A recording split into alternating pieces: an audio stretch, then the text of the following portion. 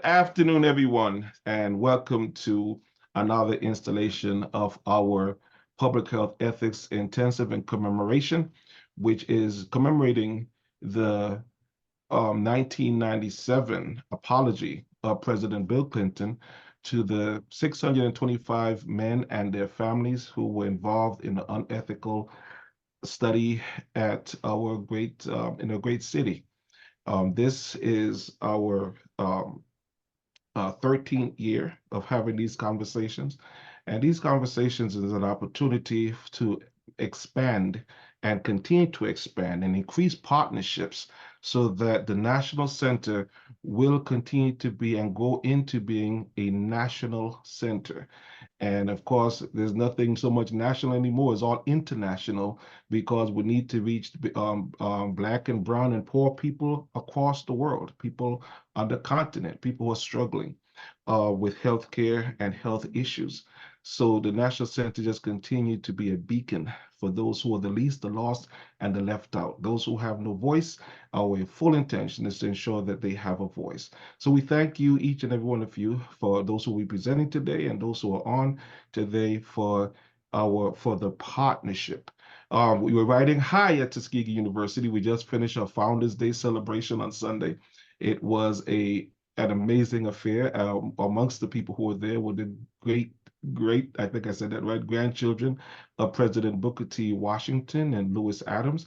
And my children and my wife got a chance to take a picture, and myself, with these whose progenitor was Dr.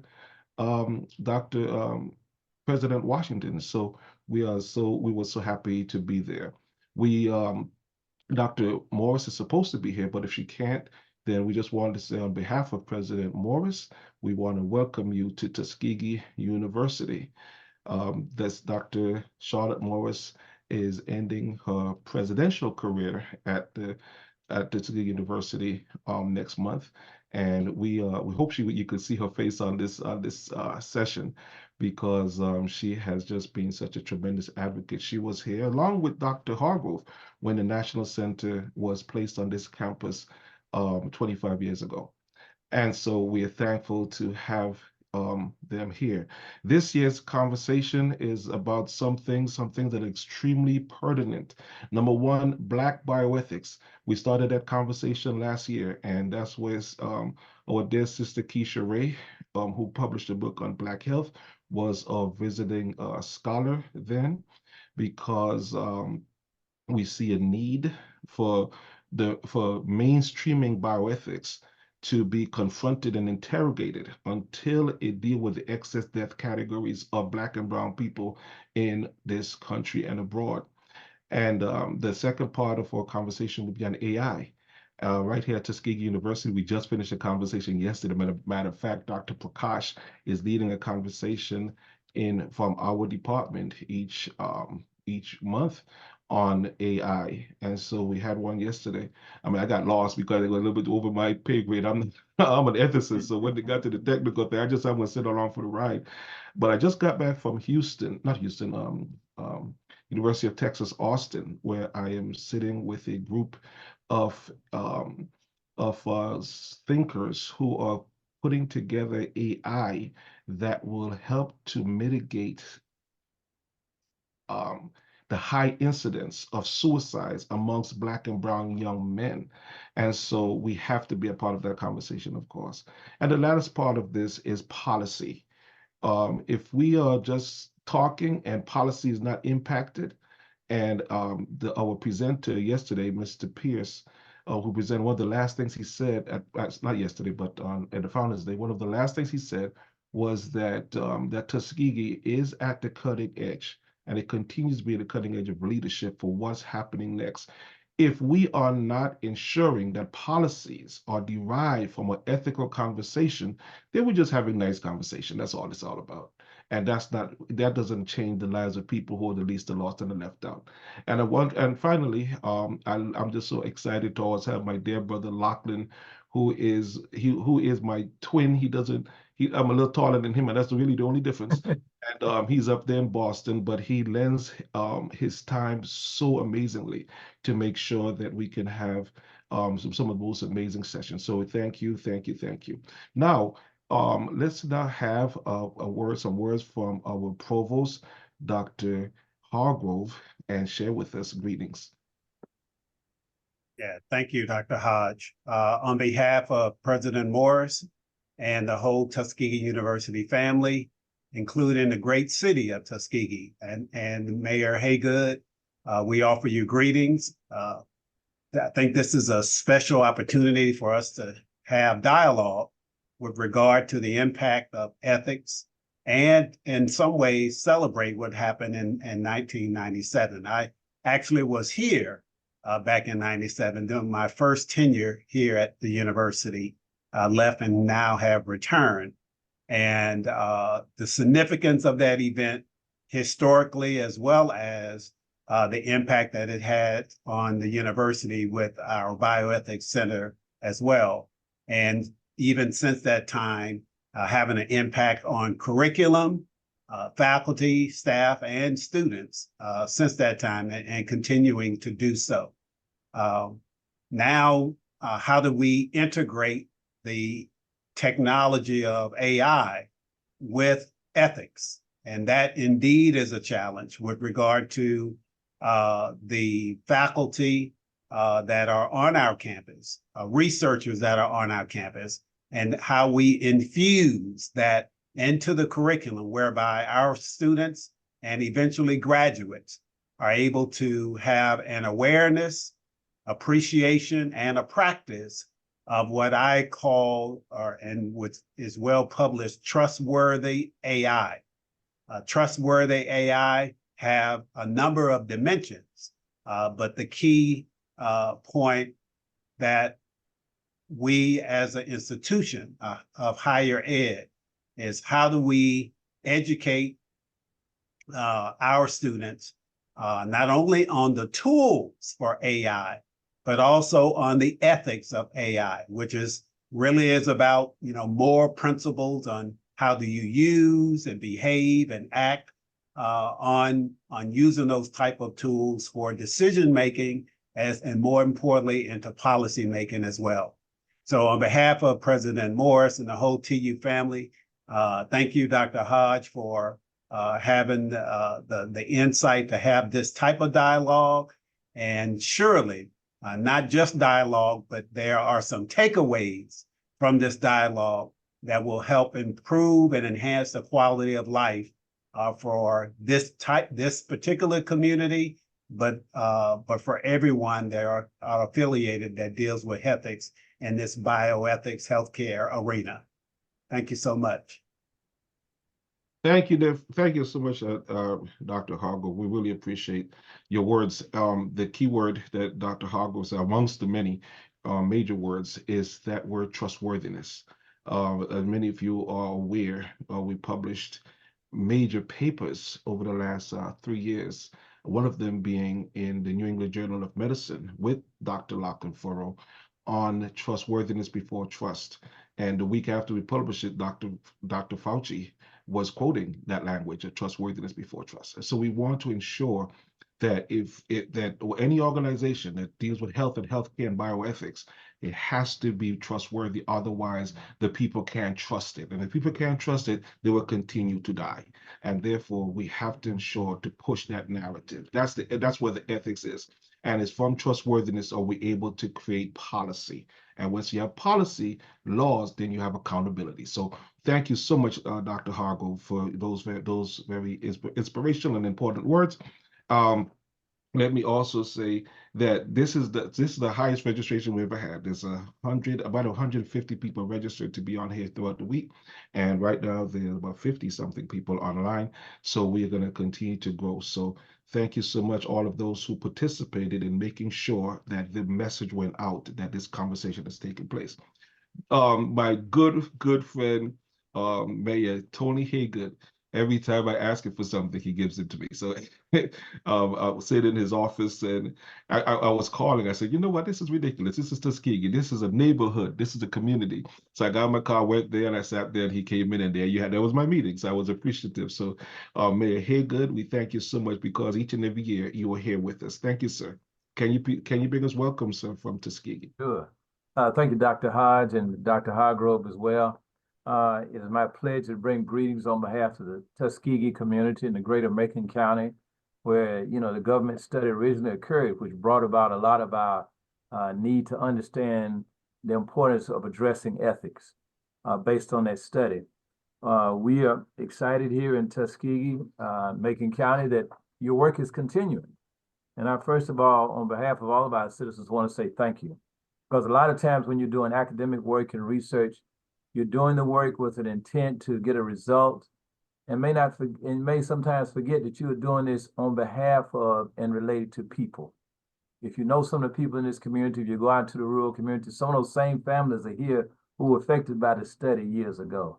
So thank each one of you for what you're doing, because you're affecting the lives of people and the next generations to come, not only those living with us now, but those who've gone on before and those who come to the next generation. I will share with you briefly that I had to go out to the Notasulga, to the pistol firing range in Notasulga. And believe it or not, right in front of the pistol firing range, you go down behind it, is a cemetery in the front. You go way back in the back of the land, and that's the pistol firing range. But the names up there in the front were Pollard, the Pollard family, which is a major part of the government study. So it's just interesting to see that what happened not too long ago and affected us, that you all are doing major work on. So first of all, to each and every one of you here who are participating, I want to say thank you. You're doing things that affect our people. Thank you for your time, your interest, and most of all your commitment to people, to equity, to fairness, to openness, and real genuine concern for people regardless of their race, religion, their culture, their gender, or their ethnicity. We see throughout the world where people get certain things that they need based on who they are or what religion they are or what country they're from. You are setting an example that we have to get beyond it. Deliver the services, deliver the healthcare research, the results of what you come out in a fair and equitable manner, open manner, so that we can know what's there and we can continue to share with people. And as you say, in that openness, you're able to expand to more people. So when we run into situations like the coronavirus or anything else, people have a confidence because of what you're doing in situations such as this with your academic studies and your research. And I'm particularly pleased that you're addressing AI leading to policy. Policy, as you said, leads to laws, which we get involved with. But the most important thing is these things are affecting people, the people that we serve.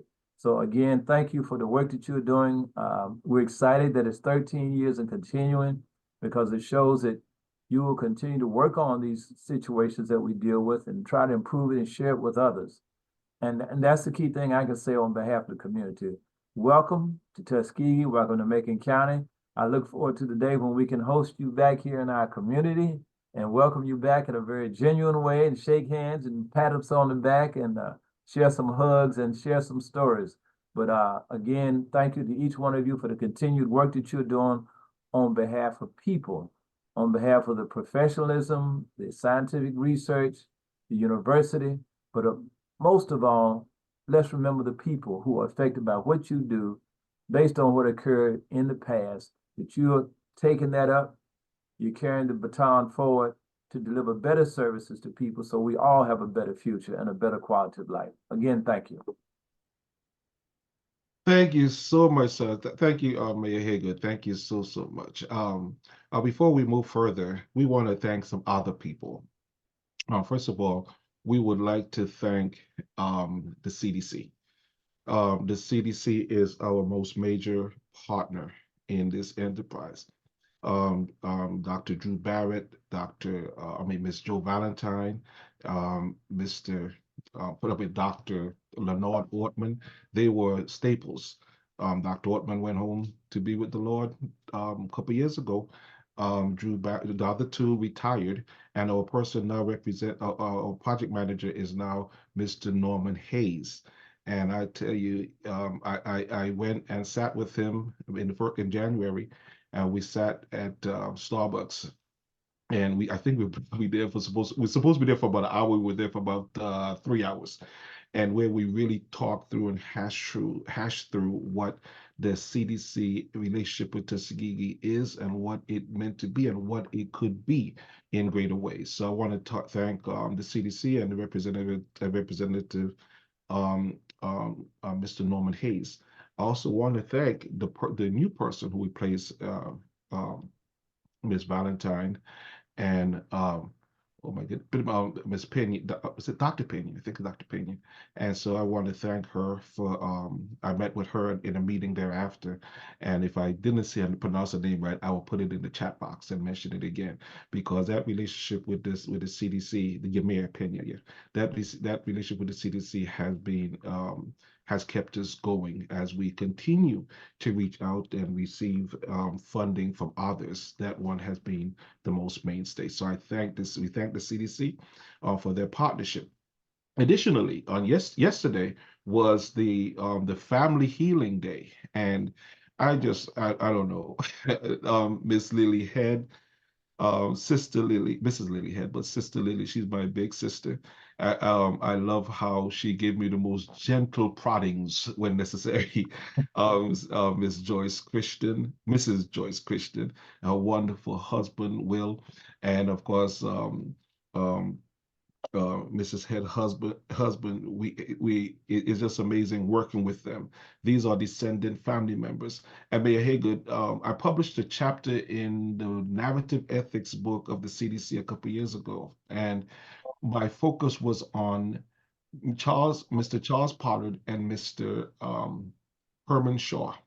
Oh. As actually, I created a narrative from them, and I did my people ask me, well, why did you refer to them, and they're the only ones in the chapter that you call Mr.? Because they weren't respected as Mr. in life. We need to give it to them in death. So Mr. Pollard, people want to call him Charlie Pollard. No, he's Mr. Charles Pollard. He's Mr. Herman Shaw.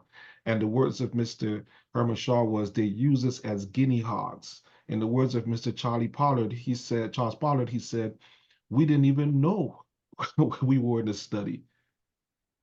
What someone was saying, oh, that the spinal tap didn't hurt all that much, Dr. Cutler. It didn't hurt all that much.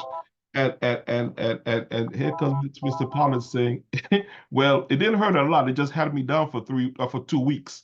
Well, if it hadn't done for 2 weeks, I think it hurt pretty much. So so I have deep respect for the families and 625 men who have gone on, and for the many family members who are on here now, who are on the screen now, like our Sister Crutcher and the Jokes family and so on. So thank you so much for showing up and being a part of this conversation today.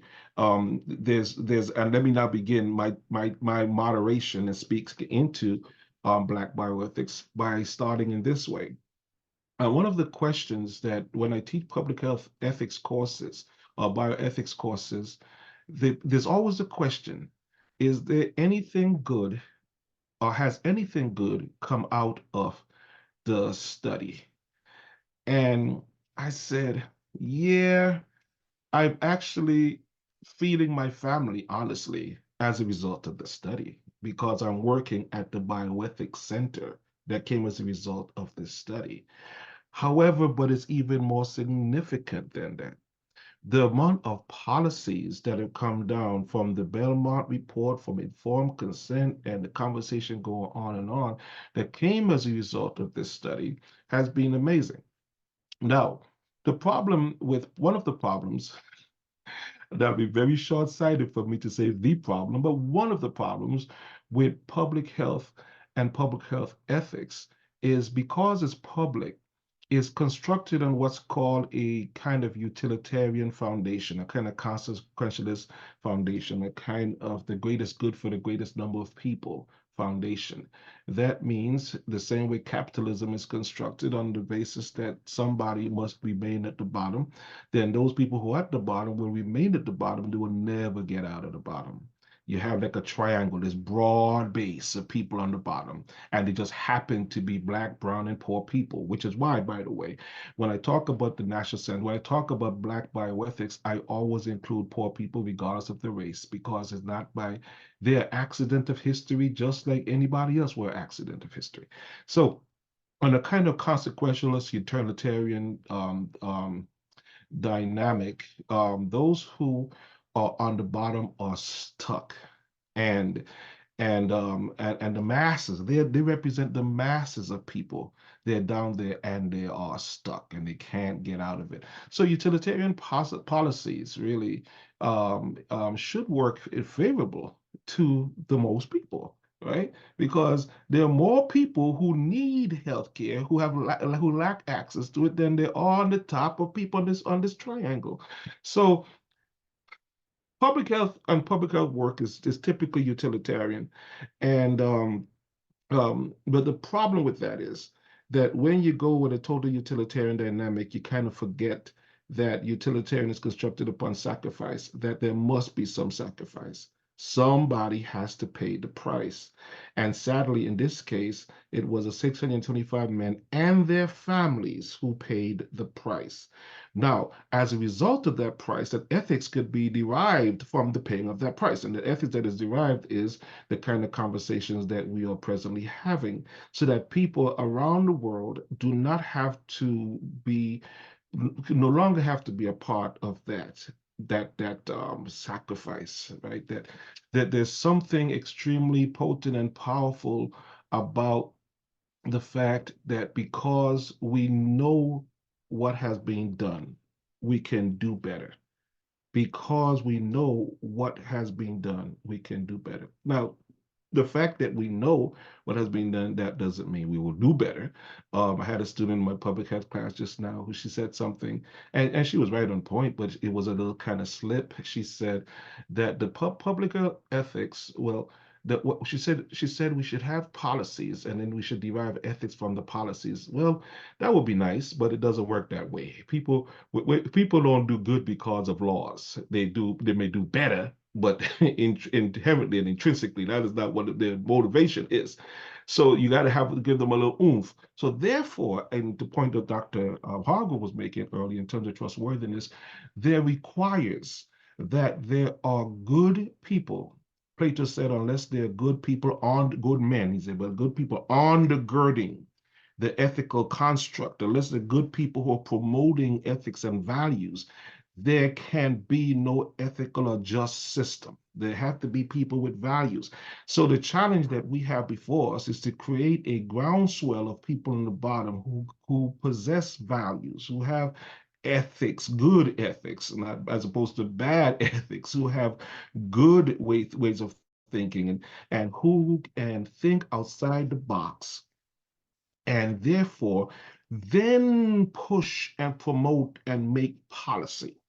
Once you have policy, then the rest people will come along slowly, dragging their feet, as we saw with the Civil Rights Bill and the Voting Rights Bill. They didn't just move along, but what policy helped to do was to activate and illustrate and show, look, there are consequences if you don't, either civil litigation or criminal litigation, but there are consequences if you take advantage of the least, the lost, and the left out.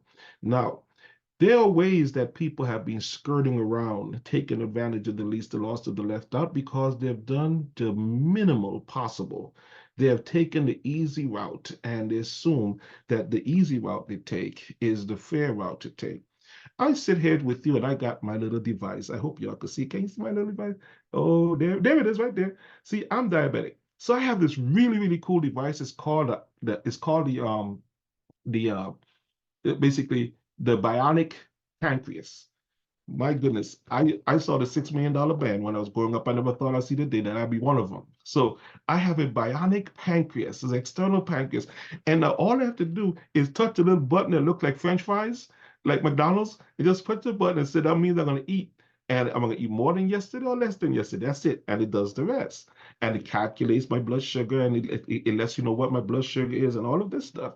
Now, the question that I would raise in public health is, why are Black and brown people leading in every excess death category, like diabetes, like all cardiovascular disease, like hypertension, as Dr. Ray points out in her book, Black Health? Why do we continue to lead in those categories when these devices are possible? Well, I'll tell you why. Because if we can, Lachlan, step back for a moment, but if we only think our talk about Black health without associating it deeply, with, number one, the social determinants of health, we have a problem.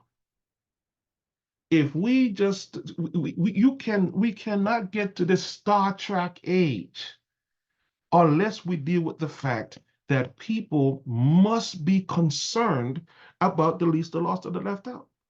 Because quite frankly, this costs about $3,000. This costs $600, right? My iPhone.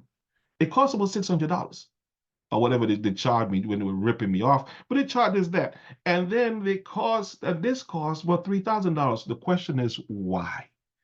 Now, certainly, if we could afford to raise $20 billion on a whim to participate in other activities around the world, then the question is, why is this not basic for everybody? Why do you have to have a special zip code or area code to possess a piece of thing that will help you and will save your life? Dr. King said of all the injustices, the most of injustices is public health injustice. Why should somebody's health care be based upon how much they make? These are questions for Black bioethics. These are questions that are part of the social determinants of health. Now, consistent with the social determinants of health is, for number one, health care and health quality. You know, have you ever been to a clinic, an inner city clinic? Some of the ways, now mind you, they do great work. There's not a disparaging on them. They do great work. My goodness, they're in the trenches. But sometimes it's hard for those workers, especially with the wages that they're paid, it's hard for them to have a cheery, my accent is messing here, disposition. So they may greet a patient with what you want instead of how can I be helpful. When you greet a patient like that, that patient doesn't want to come to you. That person has trustworthiness has just been demolished. And that patient doesn't want to share the deepest, worst situation that they're going through, most catastrophic situations in their lives. When we fail to take health literacy, for example, into conversations, I have a friend, he's a doctor, and God bless him, I love him, but when he talks about healthcare, he uses all these big words like prognosis, diagnosis, and some words that have a bunch of stuff in Latin. And the patient is looking like, what did you just say? When you're dealing with folk, especially with folk who lack access, they may not have all of the cognitive tools necessary to understand. And even those who do, I remember I went to vote in the election, Brother Lachlan, and I was reading the script of what I was voting for, and I'm sitting there with a Ph.D. trying to figure out what is this thing says? It isn't something about it. I was trying to figure out in Florida what they were trying to tell me I was voting for. I just gave up and said, yes, whatever. You all do what you're going to do. Transportation to healthcare facilities is another healthcare and quality issue. How is persons with healthcare, their problems increase or decrease based upon transportation? Listen, in Tuskegee, there's not a bus system, right? Now the city does what the best it can because there is a system in place to help people mobilize, right? But the question is, what about other communities? How do you get to healthcare? See, the Belmont report doesn't see this as something worthy of addressing because that was not the intent. So it talks about a thing, but it doesn't really talk about how to structure access to the thing. You see? And if a person lacks access to the thing, then they can't have the thing. So, in other words, before I could get to informed consent, I have to first get the document of informed consent. I must be able to get there. But if I don't have transportation, then I am in trouble. Number two, health, neighborhood and built environment. Do you know that today in the 21st century that the first place that you dump trash or that you put rubbish and refuse or oil and get rid of all and other carcinogens. Do you know that the first place you put these in the neighborhoods of black and brown or poor communities? So now we have what's called environmental racism and other social determinants of health. Do you realize that in right outside in my community we have sidewalks, but do you realize? And I was driving through and I saw that there are places where there are no sidewalks in our community in Tuskegee. You know, that's a challenge, right? How do you make it to the doctor if you cannot get there safely? And what about water quality and access to healthy foods and food deserts? These are things that other reports do not take into consideration because they kind of assume that those things are present. But when you're way below the average, they are not present. And number three, I got this social and community context. What kind of support systems do we have in communities? What kind of discriminatory practices do we have in communities that adds to stress? My buddy, the same doctor I was just telling you about a little while ago, I asked him many years ago, not a few years ago, I said, what is the number one killer for Black women? And he blew my mind. I thought he was going to say lung cancer. I thought he was going to say fibroid tumors, and I thought he was going to say some kind of cancer or something. He said stress. He says, David, stress impact every part of your life. Well, we just came through a pandemic in which the number one and number two drugs that were given during the pandemic was an increase in Zoloft, Xanax, and other kinds of psychotherapeutic medications. With that increase, with that increase, what we had was a decrease of people not being without stress. They were accumulating stress, and that was a major problem. Now, the next two is economic stability. Black bioethics need to deal with the fact that how is funding taking place, how money is distributed. If the class and economic structures are a major part of what healthcare would entail. And finally, education and literacy and student loans and all of those things, these parts, they play a part. So these are social determinants of health. So now I'm gonna pause here because now we have to get Dr. Ray to jump in. And the way we're structured, based upon our program, we were structured today, is that I'm moderating, and then you have Dr. Keisha Ray, Dr. Nathaniel Holmes, Dr. Kimberly Carr, and then we're going to have a time for 30 minutes when we'll place everyone in groups in breakout rooms, in breakout rooms of three, where you will discuss the conversation that you've heard and raise questions, and then you will come back and Dr. T.S. Harvey will then moderate that session and move us through all of those kinds of questions with the rest of the panelists on board. So right now, the next person we'll hear from is our sister from the University of Houston, who published a book called Black Health, which is basically, and it's funny, I didn't even hear about So I her always book think when I that was the talking about value of Black these kinds of bioethics. things is in Keisha, I thought I was conversation. thinking So something great, I'm and then hoping I that this saw is I saw your name all over the not place, long, Black but that gives bioethics. you I said, oh the my God. basics of how I think Somebody got about it, these but things. I said, wait, this is a And great so opportunity for all of us who just do this very work, quickly, like Faith so I Fletcher am a and bioethicist. Patrick Smith and others to come I've together come to and have a bioethics through conversation with the philosophy T.S. Harvey, training. Ted And Fisher, and you know, as others I've been doing had this kind bioethics of over the conversation. years, I So started to I invite see now Dr. how Keisha Ray bioethics has so much to say, and to just bioethicists give us have what so you much want to to say share and so with much us to on the contribute topic of to Black the topic of bioethics. health and health justice and Thank you, well-being, Dr. given our Hodge. I training appreciate everyone. and the way that we're able to see connections Go in the ahead and world. get started. Yet bioethics has a lot of work to do in how it does its work in relation to marginalized populations, in particular Black people. And so I started doing this bioethics work from the framework of power dynamics and how social institutions influence Black people's health, but then also how the work that we're doing, how Black people can sort of be an afterthought. We can say, oh, I have this paper on this topic of end of life care, but then how it relates to Black people would be left out.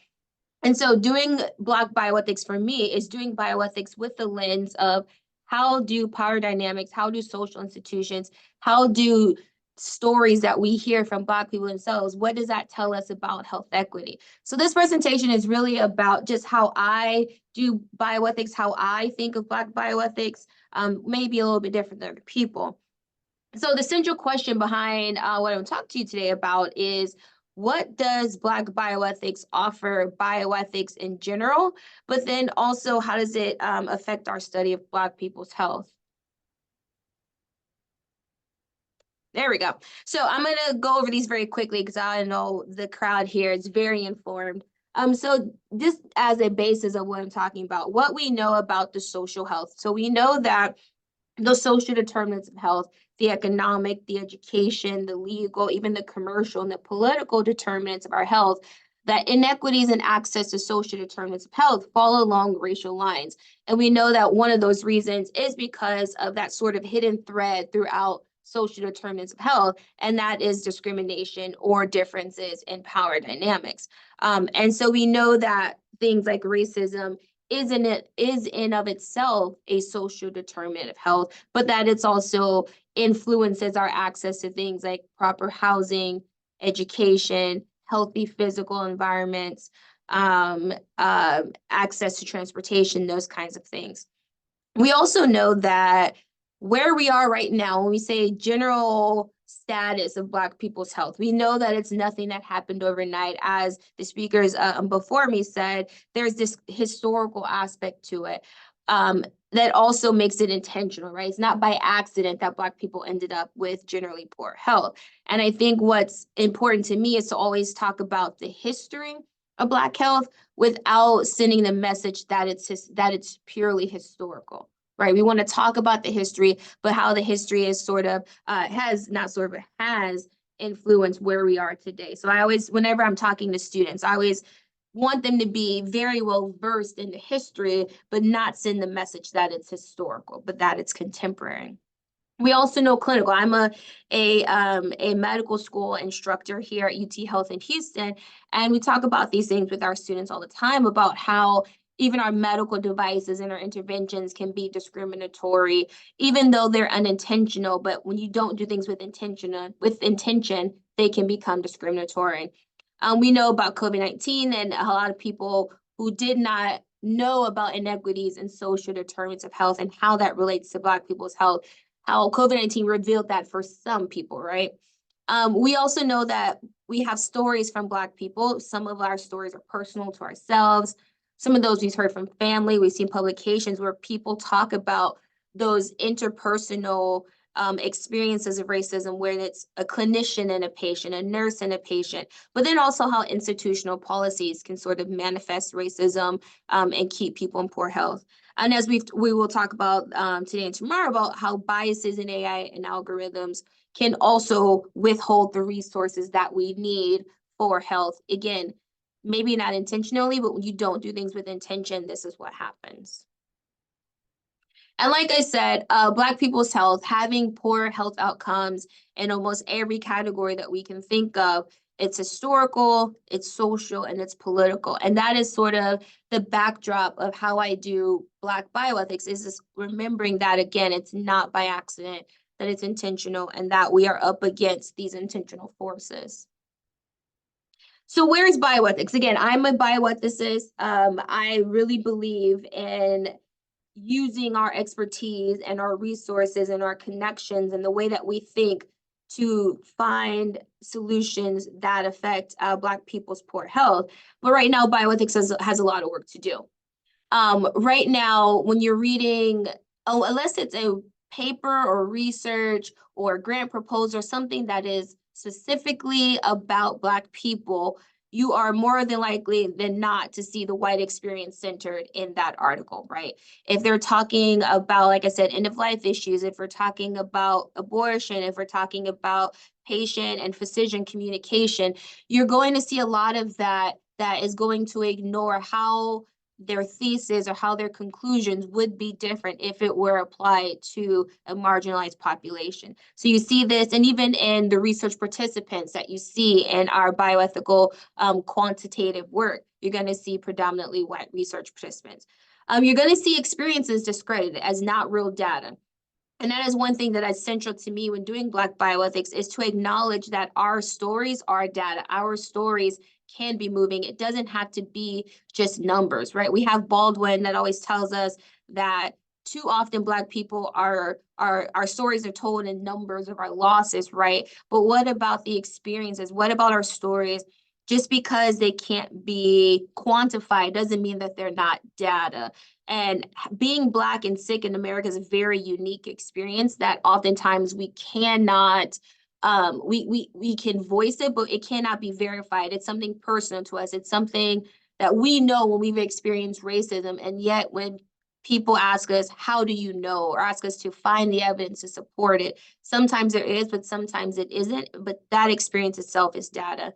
Bioethics is still really focused on not or siloing these kinds of issues, right? Black people are a sort of offshoot of bioethics, or even other groups like disability ethics are an offshoot of bioethics, not central to the identity of bioethics, because they're still focused on these bread and butter topics, right? But without much regard for even how those topics affect Black and other marginalized populations. So this is how I think about Black bioethics. Now, again, I would say this is how I think about it. Other people may think differently, and I think that's the great thing about events like this, is that you can come and you can talk and you can share and you can sort of, just converse about what this means and learn from each other. So for me, Black bioethics is about this exploration, this interrogation of the topics that we talk about that affect well-being and health, like technological advancements, in events, ideals that directly or also indirectly affect the health of Black individuals and Black population. And so again, I use this as this sort of lens to say, okay, if I'm peer reviewing for a paper, if I'm writing my paper, if I'm reading a book, and I'm thinking of, you have all of this great information. Now, how does this information affect different people in different ways? That's the lens of how I do my work and how I look at other people's work. And these are just some of the publications where I've gone a little bit more into this. And so for me, again, Black bioethics is a way that I think about my work. For me, it expresses a value that I have, right? That I'm not going to forget about how this work may affect different people. It's a way that I do bioethics, and it's a way for me to say, bioethicists, we love our principles. We talk about it all the time. I always say we are a principleless bunch, right? We talk about justice. We talk about concern for vulnerable populations. And at some point for bioethicists, you got to put up or shut up. These are principles you really value, then you have to challenge yourself to put those values in your work. But then also how you do the work, those values need to be represented there. You can't say that you value justice and then in your own work, you can't see that principle shine through. And for me, Black bioethics is a way for me to not say I value it, but also to say, you will see that value within the work that I do. You will see that I value our concern for vulnerable populations within the work that I do. And in this way, for me, Black bioethics is not just about people specifically working on Black health. Whatever topic that you study, if you're thinking about power dynamics, if you're thinking about how racial inequities align with health inequities, if you're looking at whatever you're studying and how it may affect Black people differently, given their lack of political power, their lack of resources, their history with medicine and with public health organizations, that's to me is doing Black bioethics. And I think it's important because a lot of people say, well, my work is not on Black people, so I don't have to think about them. And that is a really, really bad way to do this kind of research, because all of our research, regardless of the topics, will affect Black people. So it's that acknowledgement that we can either be contributing to anti-Black racism within medicine, within healthcare, within just wellness, or we can be working to dismantle it. And so I'll briefly go over this example. So one way that I think about Black bioethics is this sort of story. And for me, Black bioethics is this attempt to tell the whole story of our health, not just pieces of, not just to cherry pick. And so, for example, we know about housing history in the US, right? We know that there are discrimination in housing loans. We've seen that recent research. We know about redlining and keeping Black people in neighborhoods without resources. We know there's discrimination in GI Bill benefits that have barred Black families from generational wealth that they can build from the equity in their homes. We also know that where we live, or where Black people tend to live, are near pollutant emitting facilities like oil and gas companies. I'm here in Houston, and that is a big concern here for our Black and brown and impoverished neighborhoods. They are disproportionately built near Black, Latino, and Indigenous and poor communities. We know about Cancer Alley down in Louisiana, right? We know about their cancer rates being 10 times higher than the national average. We know that they have very little political power and that they've been trying very hard to hold people accountable who have been literally poisoning them and having entire families die from various types of cancer. And yet there's like 100 more facilities to be built very soon. We also know about climate change. We know that people who are going to be affected by climate change the most are Black and brown people, immigrant people, people from impoverished backgrounds, people in low-income countries in the global South. And so we have these very real environmental deficits, these very real environmental influences on our health. And so when we think about the higher rates of asthma, particularly among Black children, particularly among Black boys, and also Latino children, we cannot tell the story of why Black children have higher rates of asthma if we don't also talk about environmental pollutants. We don't also talk about housing and where they end up, how we talk about children being more susceptible to environmental issues, to Black children having higher rates of lead poisoning from the lead in their homes, or their higher rates of going to school near oil and gas facilities or near highways that also put pollutants in the air. And so when I think about health outcomes, for me, it's about tracing explanations, right? I would not just look at Black children's rates of asthma without looking at environmental pollutants, without also looking at housing. I wouldn't, and again, I forgot to go back, I also wouldn't look at Black children's rates of dying from COVID-19 without looking at their rates of asthma, environmental racism, and housing. So for me, Black bioethics is, if you're going to do this work, tell the whole story, tell all parts of the story.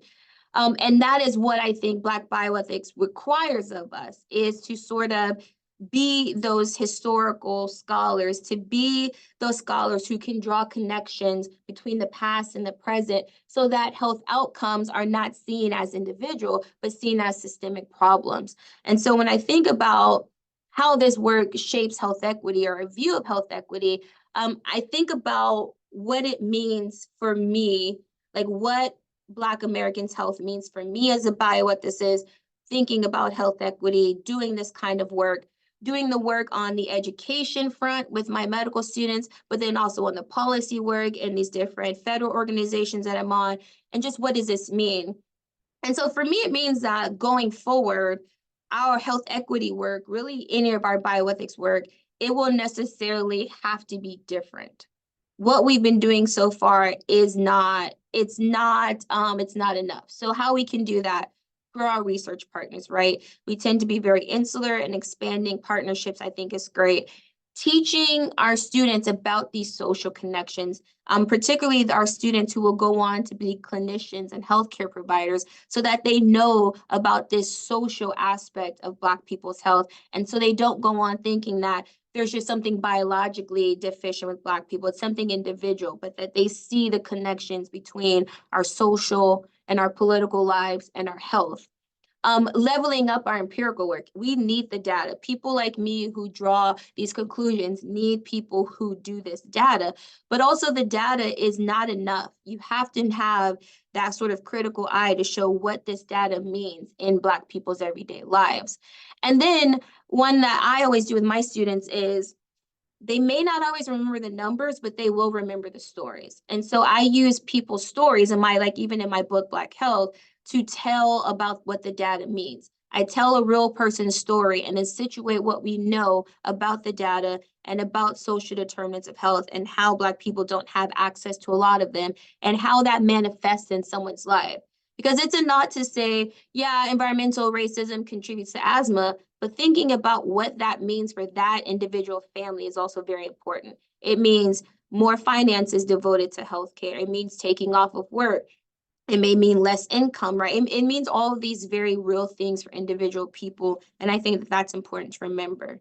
So for me, Black bioethics, the sort of motto that I even have in my office is, if you're going to talk about it, and you got to tell the whole story. You can't cherry pick health outcomes without saying how we got that health outcome. Because again, I feel like it's very important that we make sure we hold responsible parties responsible and not look at it as an individual problem. And all this is in my book. And if you want to talk about it, email me. There's my website and my email address is there. Happy to continue the conversation. Thank you all so much. Thank you so much, Dr. Ray. I appreciate you. And when I tell you that she is easy to speak to, it's true. As a matter of fact, each time I reach out to say hello, she always tells me, "I hope you're getting enough rest." Gotta take care of yourself. Exactly. Keep That's doing the exactly work. right.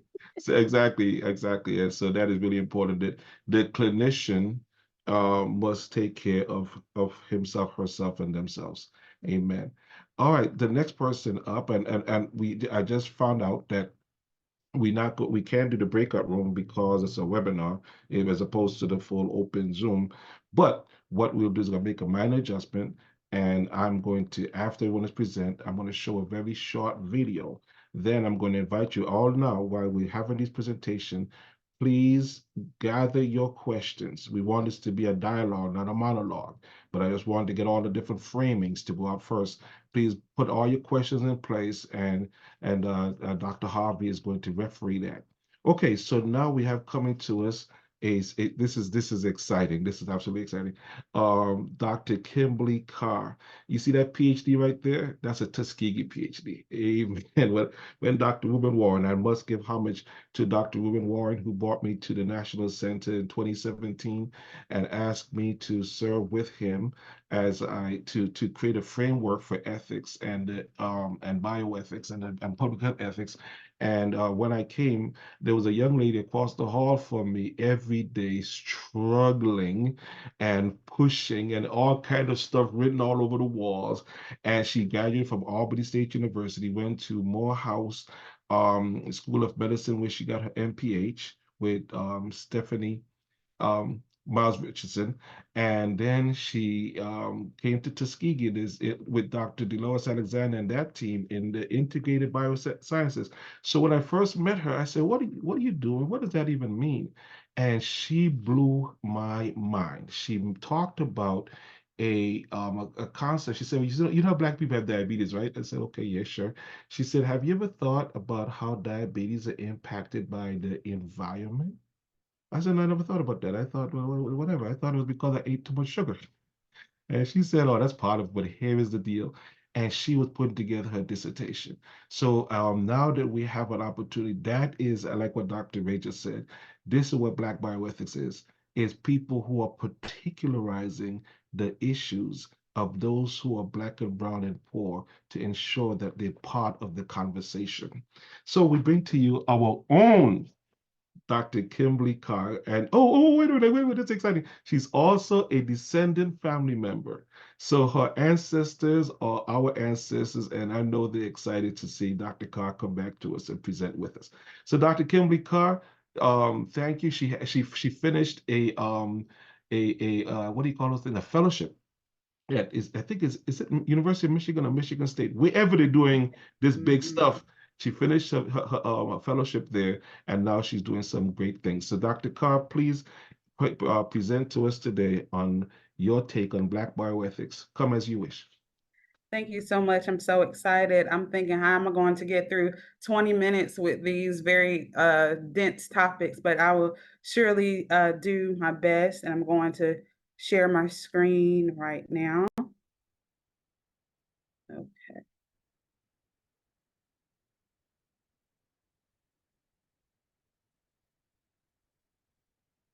Okay, so today's topic is agrarian, racial, and ethnic disparities. Let me move this to this side. Food justice, and can everyone hear me okay? I feel like I'm kind of glitching a little bit. I'm glitching. We can hear you and we could see. You're great. Okay. So today's topic presentation is agrarian, racial, ethnic disparities, food justice, and the role of the social determinants of health in the U.S. food care system. So two of these things you probably not have heard of, which is the agrarian, racial, ethnic disparities. And this has come out of the synthesis of me being a postdoc at Michigan State in two centers, the Center for Regional Food Systems, where my work looked at food sovereignty and racial equity in the state of Michigan. Also a postdoc in the Center for Interdisciplinarity, so looking at transdisciplinary outcomes in the food system. So this presentation is a synthesis of my work and my journey through what I term as a U.S. food care system. So I want to start with the Black bioethics context, and I must admit I did not know what Black bioethics was, so I had to do my thinking and reading. So I would like to quote Dr. Ray in one of her exposés, one of her essays, and she alluded to this already, but I'm going to read it for the context of this presentation. She said, in many ways, Black bioethics can be explained very simply as the exploration and interrogation of any event, ideal, technological advancement, person, or institution that directly or indirectly affects the health or well-being of Black, loosely defined, individuals or the Black population. So please keep that in mind as I take you through the journey of the food system from where we were over 400 years ago to now. So the goal of this course or this presentation is to describe and address agrarian, racial, and ethnic disparities, to describe and discuss the role of food justice in relation to food security and food sovereignty, and to discuss the role of the social determinants of health and what I term as the U.S. food care system.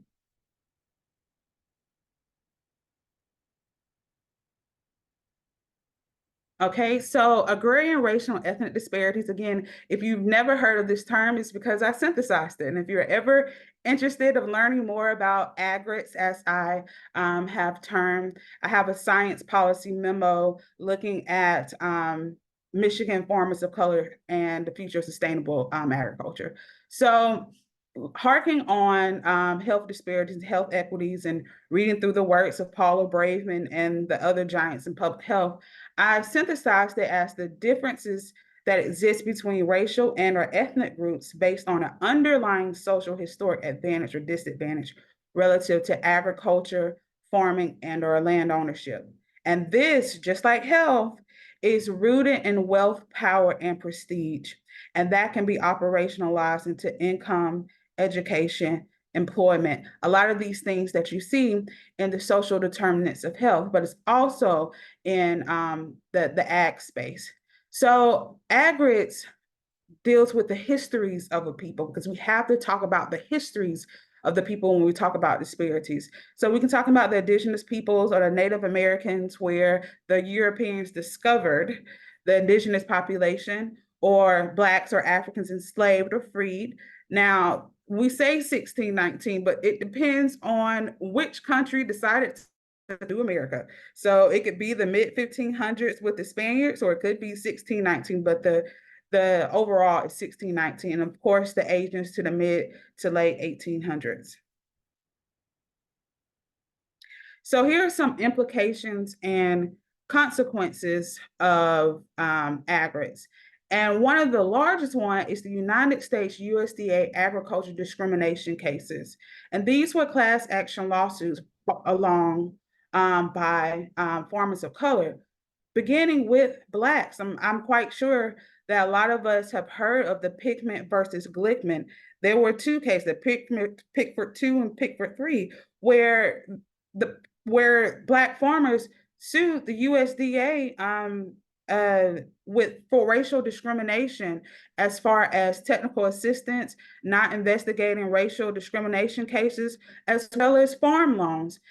there were instances where when farm loans were finally given out, they waited so long, the USDA waited so long till it was about the end of the growing season, so nothing could be done. We have it with the Hispanics and Latinos, and with Keep Siegel versus Vilsack. So Glickman, Vilsack, those were the Secretary of Agriculture at that time. Now we move on to these agricultural land grant institutions like Tuskegee University, like Tennessee State that we see in the news right now, your Fort Valleys and your Alabama A&Ms. And these institutions, these land grant institutions came up of the Morrill Act, where in 1862, that's what we call in the Act, where 1862s, where they're predominantly white institutions like your Auburn Universities, University of Georgia's, and then your 1890s institutions, again, like your HBCUs. This is very prominent because there is still a fight against institutional racism and funding disparities. Another act that was very significant is the Smith-Leverett Act of 1914 with Michael Holt Smith. He was a race insider. He was one of the governors of Georgia, but he also believed that HBCUs, that money should not be wasted on cooperative extension and outreach to be given to the Negroes. So in 1994, I believe that's around the time of Bill Clinton, that's where the tribal colleges and universities also came about. So a lot of the institutions and the cases, the discriminations came, it was because of ethical violations where the government and who the powers that be had no choice but to act. And we see those implications today with, again, funding and institutional disparities. So what does that mean? We now I'm going to food insecurity and food security. And what does that mean in the context of aggregates and Black bioethics? So in the United States, food insecurity is defined as the limited or certain availability of nutritionally adequate and safe foods, or limited or uncertain availability to acquire acceptable foods in socially acceptable ways. So that's pretty much to say, get access through these households. These households lack access to nutritious foods. And this is measured by the USDA. So current statistics said that in 2022, that 12.8% households were food insecure. Last year, that rate was lower and it has increased, which is very interesting considering that there are a lot of food movements, food justice movements, food is medicine. So it begs the question, what's happening here? You know, why is it increasing?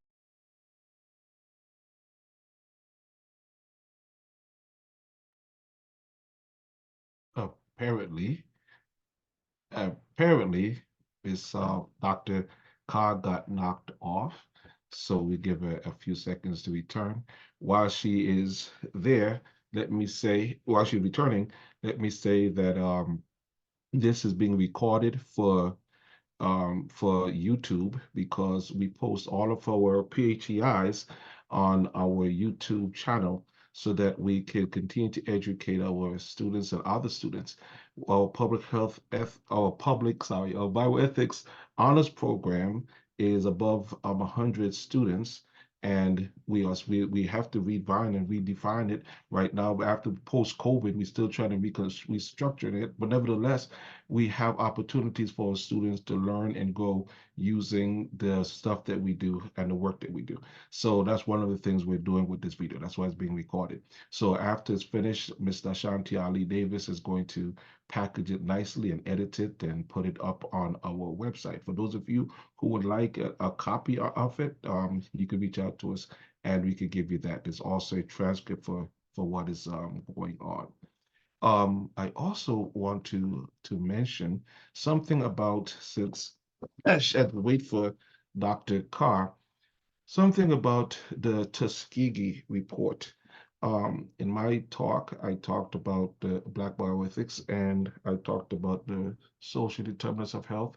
There's also the political determinants of health, right? And there's also the moral determinants of health. And all of these things go together. You can't have one without the other. You know, if you ask the question why our students are in inner city schools are struggling, And someone will say, well, it's the churches. Someone will say, well, it's the families. There's always a point in the finger blame game going on. Somebody may even say, well, it's healthcare. But the bottom line is it's everything. There's a huge uphill battle to fight. So when we talk about Black bioethics, we talk about being inclusive.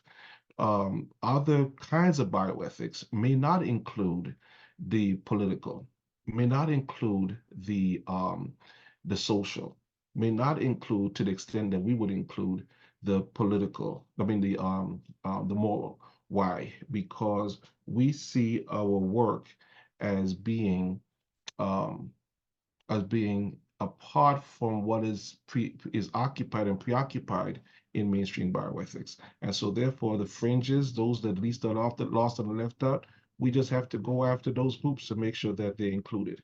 So that is so the Tuskegee report is I'll be meeting with some wonderful folk at Vanderbilt University, many T.S. Harvey and Ted Fischler and Brianna and Leah, I can never pronounce her name right. Lima's Paz. I hope I said it right. T.S. But so just talking through the Tuskegee report. In other words, the kinds of things that were not considered in the development report. Let us have a Tuskegee report because there's no better place than Tuskegee to have such a report. So that's what that is all about. Now, at almost it's almost at the time of the end, Dr. Carr anyway. So what I'm going to do now is bring in Dr. Nathaniel Holmes, and then she could do a cleanup in the other session since we have time available in the other session. Okay, so we're going to bring in Dr. Nathaniel Holmes. Now, I'm excited about I was excited about Dr. Ray. I was excited about Dr. Carr, and now I'm excited about Nathaniel Holmes because I first met Professor Holmes 25 years ago, I think, when he was my student at Florida Memorial University. He was just a little guy. And he went on and he finished his bachelor's degree, did extremely well, went on to Christian Theological Seminary, or I think it's Christian, whatever it is, you could clarify. And he got his master's degree, master's in theological studies. Then he went to St. Thomas University and earned his Ph.D. in practical theology. Now, what I love about this guy, beyond him being like a son to me, is the fact that at Florida Memorial on Thursday nights, particularly, I don't know why we chose Thursday night, probably because that's when the Cosby Show used to air. But on Thursday night, after everyone goes home, he and I will be in there just teasing through heavy theological stuff and heavy philosophical stuff. And we had a mantra: so many books and so little time. And so all of us who are acquainted with this kind of work know exactly the feeling. There's so many books to read and we just have so little time.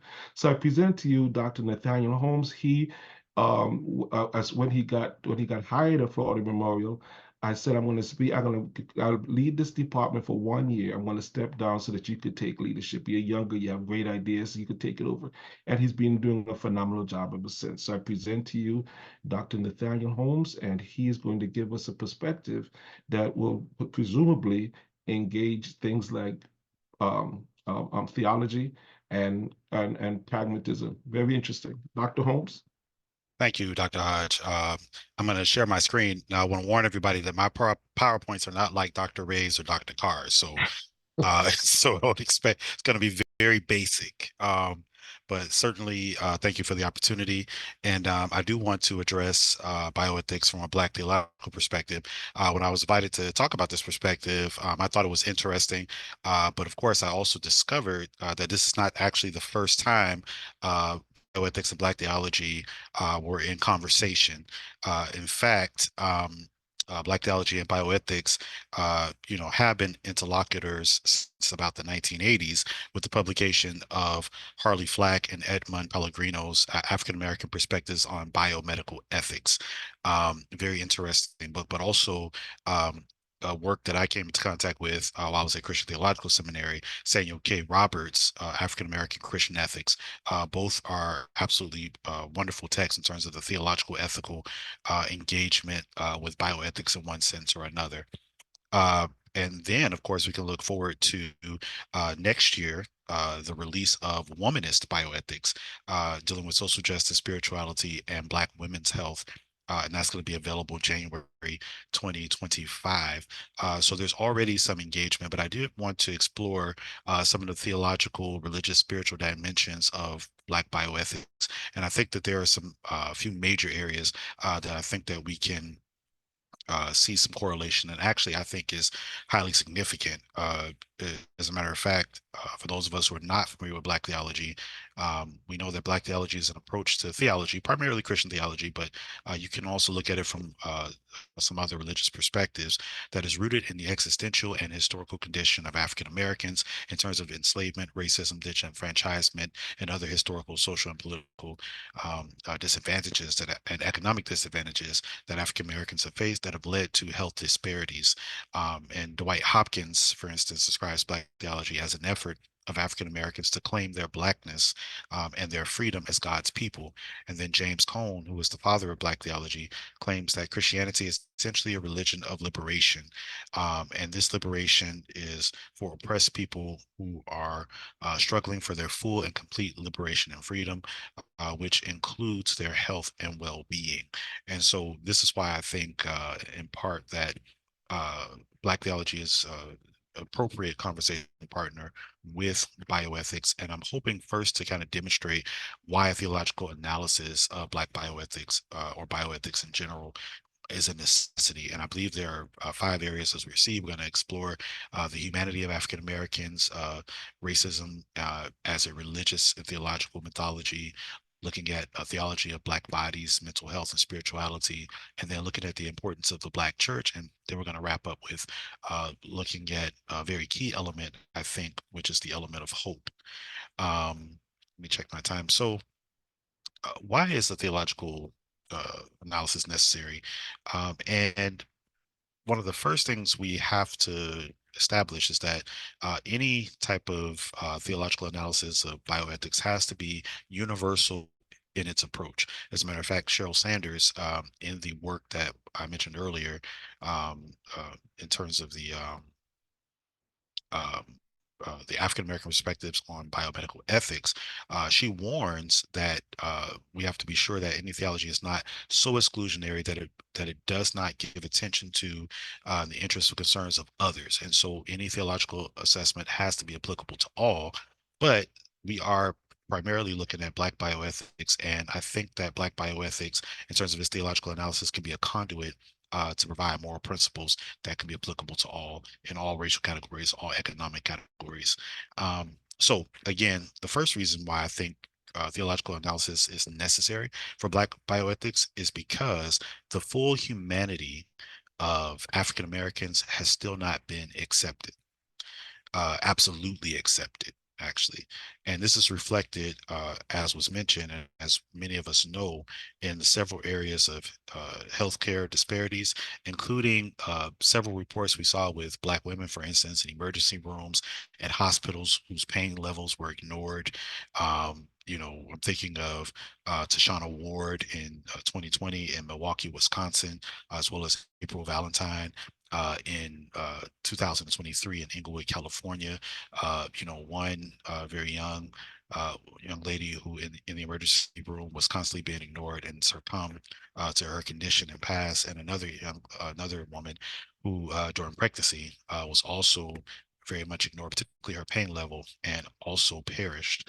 And of course, we have many other examples of the history of Medicare and Medicaid funding in terms of its and racial practices. The purpose of those programs was to help underserved communities, but the denial of those services, I think, on the basis of racial discrimination reflects the inability to embrace the full humanity of African Americans. And this is seen as another way of denying the humanity by underserving African Americans in terms of their treatment and access to funding for healthcare.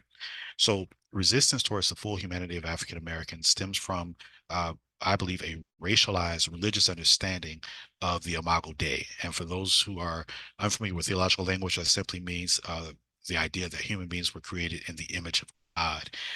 And just to sum this up really quickly, To say that there is a racialized understanding of the Imago Dei just simply means that, while Black people may be considered human beings, we're still not considered fully human beings, or we're lesser human beings than Euro Americans and some other groups. So there's a type of hierarchy in terms of humanity. So from the beginning, we know from the time of the slave trade in the 15th century up until about the year 750, African Americans were thought of as subhuman and savages. Now, interestingly enough, by the 1750s, or between 1750 and 1820, African Americans, particularly in the United States, begin to be seen as fellow humans that deserve humane treatment. And this was due in part for several reasons.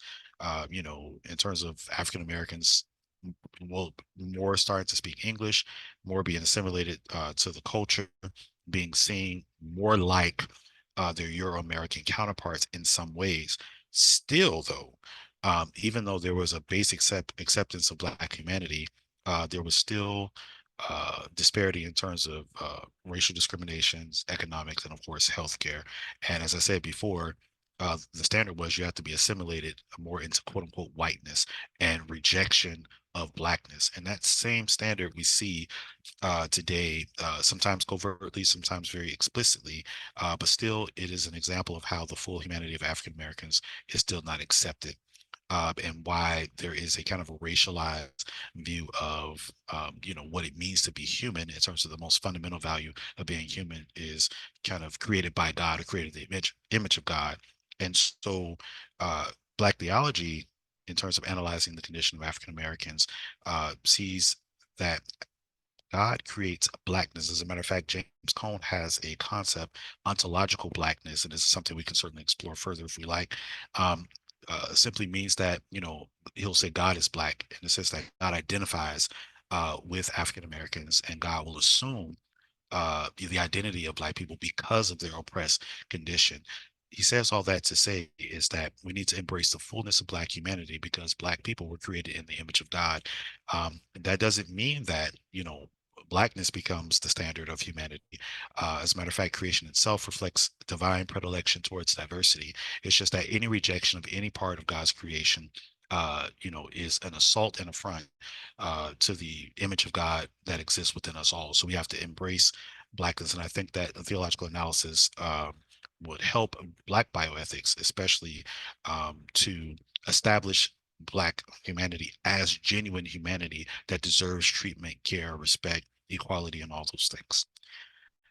The next concept I hope to explore, and I need to check my time again. Okay, Doc, if you could just give me a time check, I want to go over. I want to look at racism as a religious theological mythology, and I think this also is an important aspect because racism itself is grounded in theological language and myth. There are several works that deal with this. Number one is J. Cameron Carter's a book called Race: A Theological Account, as well as William James Jennings' book called The Christian Imagination, Theology and the Origins of Race. But what Jennings does is actually explicates how certain interpretations of Christianity in particular and culture contributed to the invention of racial categories and continues to justify white supremacist imagination.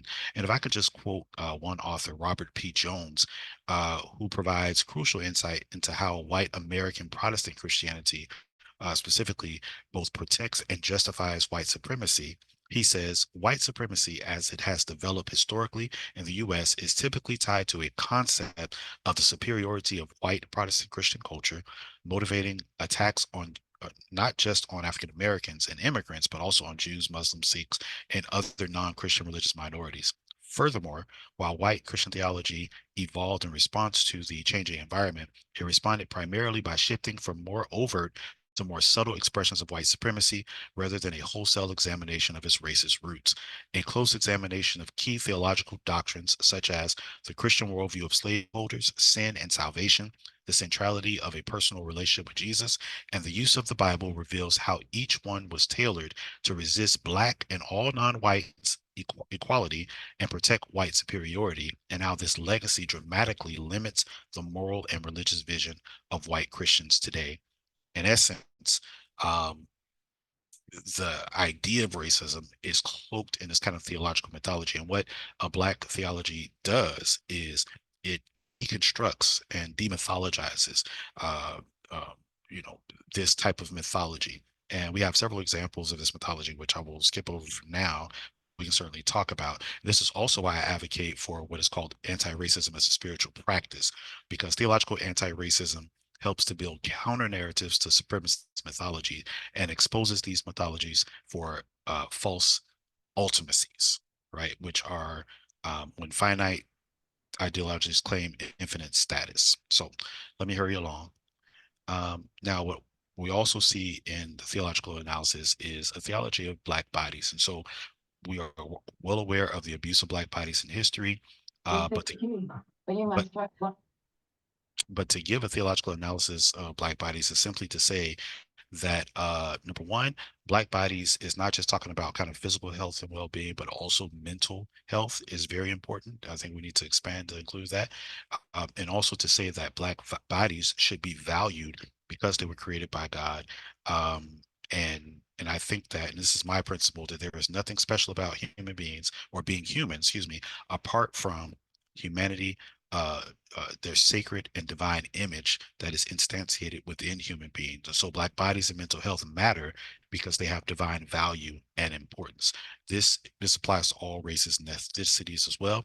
This can also help us in terms of how we address issues with self-image and body image that we see, especially among our youth in terms of internet programs and so on and so forth. So, and then the importance of the Black church. I have to say this, that there was a 2020 study that found that there was religious service attendance is strongly associated with mental health, strong mental health among African Americans across their lifespan.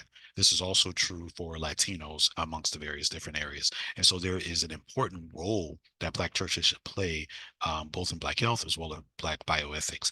And that role, of course, can include something like, advocacy, activism, education, as well as fellowship. And you mentioned stress earlier, Doc, but stress reduction is usually associated with participation in the Black church. But the voice of the Black community has traditionally been the Black church, and the decline of the Black church is detrimental to that health. And I'll just conclude with this, which is the concept of hope. There was a 2023 study that suggests that although there is a vision for a post-racism kind of society among African Americans, there is no real hope that we can ever make that change. But type of Black theology that provides certain spiritual resources includes that hope, as that will support things like activism and a clear vision for transformation. And I think that that's a principle that can be found with our spiritual resources that can help us as we forge ahead with Black bioethics. So thank you, But Doc. I Professor think I Holmes, may have you're gone over my right on time, but time. I Actually, you didn't appreciate go over time. your And having me here today. so we could bring, thank you so much. Stop sharing. We could bring Dr. Carr back on to finish up. And actually, we were right on time. It's perfect. Thank you so much. Great, great, great. I love that synergy. All right, Dr. Carr, I welcome back. apologize. I know I apologize. I guess the food system and powers that be just decided to just shut it down. So I'm going to attempt to share this again. I'm going to start right back at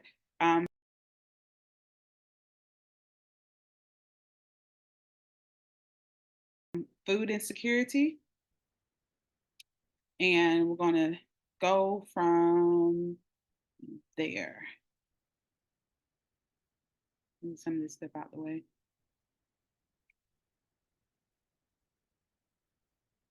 Let's click through. Hopefully y'all are able to hear aggregates and all of those things. Were you able to hear? Okay, great. So I'll start back here at food insecurity and food security, and I'll expeditiously go through these. So again, food insecurity, I already talked about. I believe I was on this slide. So this is very important because food insecurity is associated with diabetes, obesity, heart disease, mental health disorders, poverty, high healthcare costs, lack of access to healthy and nutritious foods, and it disproportionately affects racial and ethnic minorities, especially Blacks and also Hispanics, and socially and historically disadvantaged neighborhoods. Now, when we see this deaggregation of data, we start to see those inequities that we can pretty much paint a picture to to discuss. So this is from the 2022 USDA Household Food Security Support survey. And right here, I'm going to just highlight some statistics that are higher than most. So here in the household composition 2022, about 17.3% of children that are less than age of 18 years old was food insecure. Also, female-headed households with no spouse, they were the highest among this group with 33.1%. And then when we look at and break down by race and ethnicity, we see this exorbitant number of Black non-Hispanic households having the highest rates of food insecurity in the United States, which is at 22.4%, compared to whites, which is 9.3%, and compared to Hispanics, which is 20.8%. And the years that I did look at food insecurity a couple of years ago, it has increased. We also look at the household income to poverty ratio, which is under 100%. And again, it's 36.7%. And when we talk about food insecurity, and as we go forth in our bioethics, Black bioethics discourse, that we really start talking about those geographical barriers. Because oftentimes when we talk, we don't think about rurality and rural. But again, outside of the metropolitan area, 14.7%, the rural areas are experiencing food insecurity. And if Alabama is anywhere like Georgia, those are two largely rural states. And when we look at food insecurity by regions, we see that the South still historically has the highest rates of food insecurity with 14.5%. So what does food insecurity looks like in the United States? It means that means access by all people at all times to enough food for an active, healthy life. And 87.2% were food insecure, and that food secure households were spending 15% more on food household expenditures than food insecure households. Now, in my I would say thoughts, that is alarming considering that these households have means to do so, and the food insecure households, which is based off of an economic measure, they don't have those resources like that. So how can we mitigate this? How can we go forward? We can go forward with this by food sovereignty. And there are different definitions of food sovereignty, especially with indigenous or Native American food sovereignty. But in this sense, I'll be talking about it in a general way. It discusses a people-centered approach where you put people at the center of agriculture and not the crops and not the commodities. And food sovereignty came known rather, or formed in 1993 with La Via Campesina, which was in Belgium. And about in 1996, that's where it hit the world stage. And it deals with the rights of people. Remember, rights. So when we're talking about sovereignty and justice, especially in terms of food, we're talking about the rights of food, rights of people to food and acquiring food in dignitary ways. So it controls all aspects of their own food and agriculture, which your access and availability. Again, it deals with the history of the people in relation to land, space, place, and race. And like Dr. Ray said earlier, it has everything to do with power. In this sense, it's power, economics, and territory. So one question I would hope that will be bed, or I'll just put it out there, is how can we become food sovereign in a sovereign nation? I know the answer to that, so I'm just going to throw it out there. So think on that as I go through. How can we become food sovereign in an already sovereign nation? So that's a question there. So we move on to food justice, which is a multidisciplinary evolving concept rooted again in human rights and social justice. And there's two approaches to this justice. It's distributive, as one we're reallocating resources from the higher socially advantaged to the lower socially or historically advantaged, and procedural, that has to deal with the decision making and policy. So there's no single definition, but food justice look at a holistic view of the food system and that human right and those barriers like food insecurity. And it drives social and transformational change. It gives agency and power to communities and to the environment, sustainability, which is key.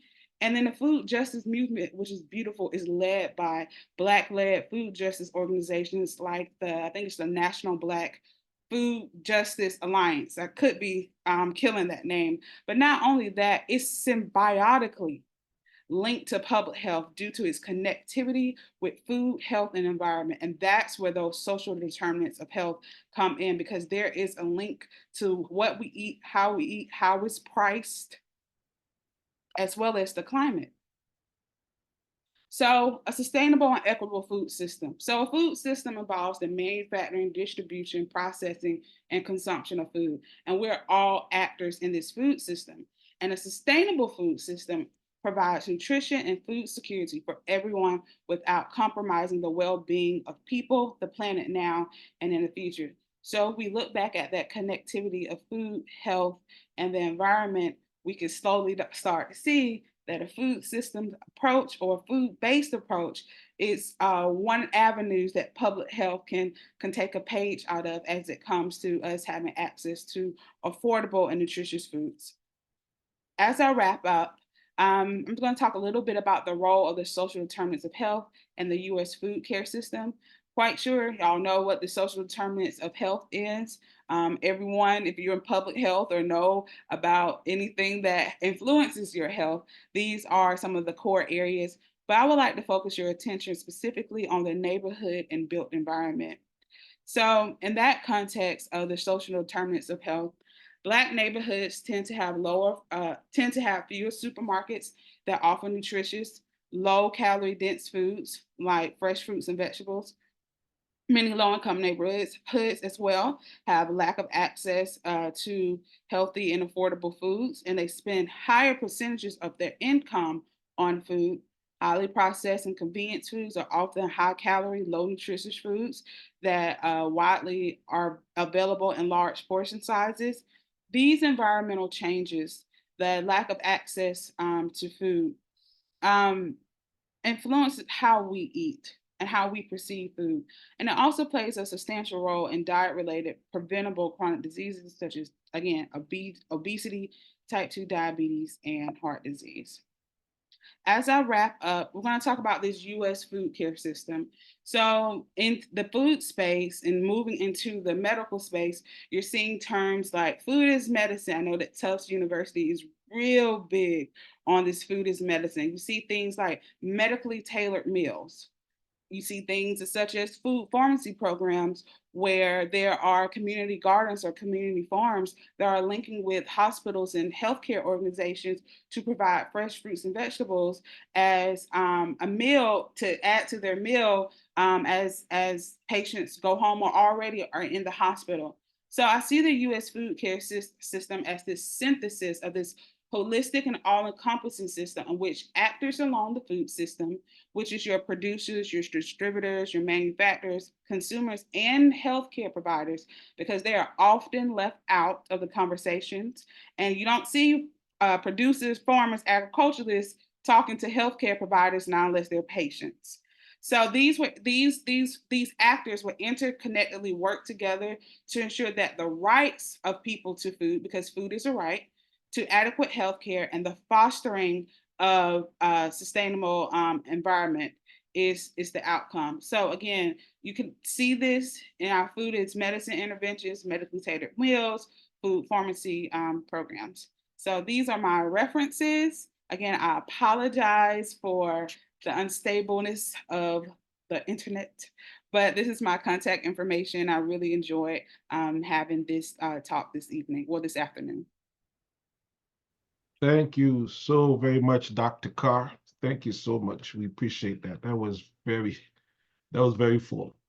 Okay, now you've all heard several things on Black bioethics and the social determinants, the political determinants, the moral determinants of health.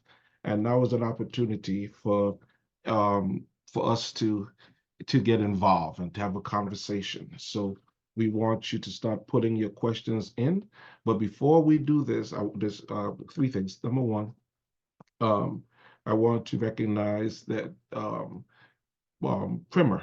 I serve on the board of director, on the board of directors of Primer, Public Responsibility in Medicine and Research, and they are wonderful partners in what we do and how we do it, along with the Center for Bioethics at Harvard, Medical School, Dr. Rebecca Bendel Weintraub, who is the director there.